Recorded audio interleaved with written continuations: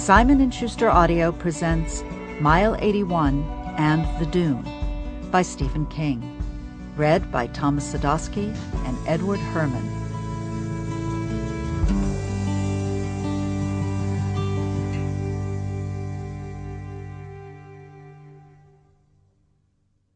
This book is a work of fiction. Names, characters, places, and incidents either are products of the author's imagination or are used fictitiously. Any resemblance to actual events or locales or persons, living or dead, is entirely coincidental.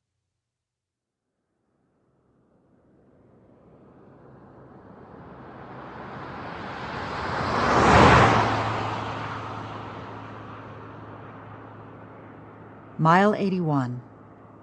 Read by Thomas Sadoski. 1. Pete Simmons, 07 Huffy. "You can't come," his older brother said. George spoke in a low voice, even though the rest of his friends, a neighborhood group of 12 and 13-year-olds who styled themselves the Rip-Ass Raiders, were up at the end of the block waiting for him. Not very patiently. "It's too dangerous." Pete said, "I'm not afraid." He spoke stoutly enough, although he was afraid, a little. George and his friends were headed up to the sand pit behind the bowling alley. There they'd play a game Normie Theriot had invented. Normie was the leader of the Rip-Ass Raiders, and the game was called Paratroops from Hell. There was a rutted track leading up to the edge of the gravel pit, and the game was to ride your bike along it at full speed, yelling "Raiders rule" at the top of your lungs and bailing from the seat of your bike as you went over. The usual drop was 10 feet or so, and the approved landing area was soft, but sooner or later someone would land on gravel instead of sand and probably break an arm or an ankle. Even Pete knew that, although he sort of understood why it added to the attraction. Then the parents would find out, and that would be the end of Paratroops from Hell.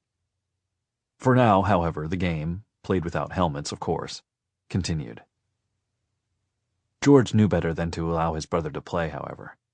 He was supposed to be taking care of Pete while their parents were at work.